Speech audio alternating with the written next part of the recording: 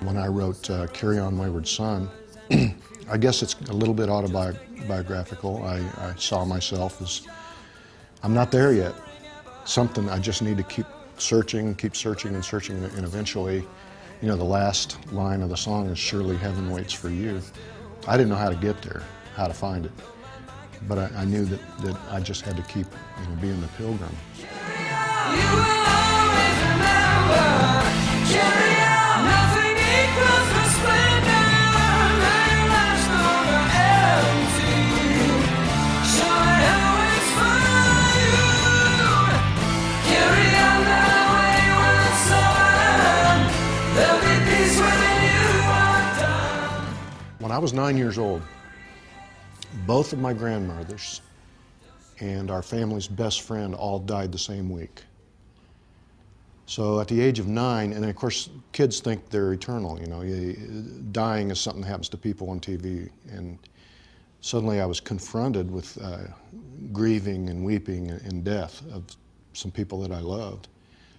And I really think that instilled in me, way in the back of my mind, a drive to find out what it's all about.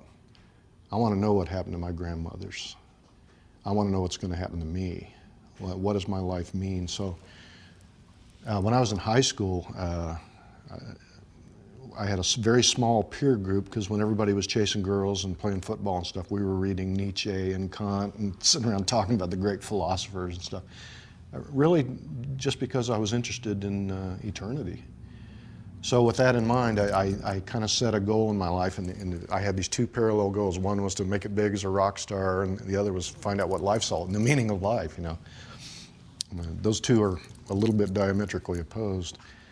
So the dream of being a rock star slowly, very slowly, began to come true. And it kind of took precedence, and I got all caught up in that experience. And for a young guy to get to a point where everything that this world tells you you go after, money, fame, fortune, success, girls, it was all handed to us on a platter.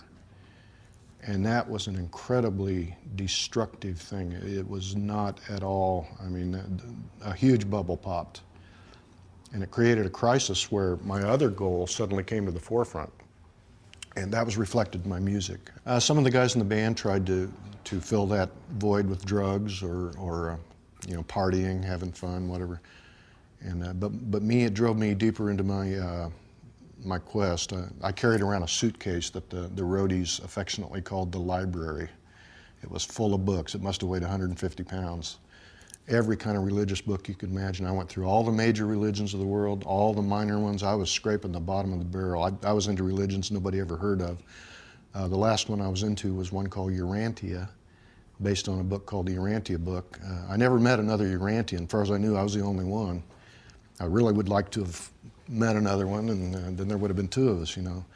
And I actually got kind of evangelical about that. And the interesting irony is that the central figure in the Urantia book was Jesus. So I'd gone completely full circle. I came back around. But I got to tell you, I did not want to become a Christian. What I saw of Christians and Christianity was well, mostly TV preachers. I had a very skeptical view of Christianity. And we happened to meet up with another band that was, they were our opening act, called Louisiana's LaRue. And their lead guitar player had long blonde hair. I had long blonde hair. He was the lead player. I was the lead player. I was the main songwriter. He was the main songwriter. We hit it off right away. Well, then I found out he was deeply into spiritual things. And much to my disappointment, I found out he was a Christian. So I thought, all right, I'm going to talk to this guy, and I'm going to make Urantian number 2 out of this guy. You know, so we started having these kind of theological debates.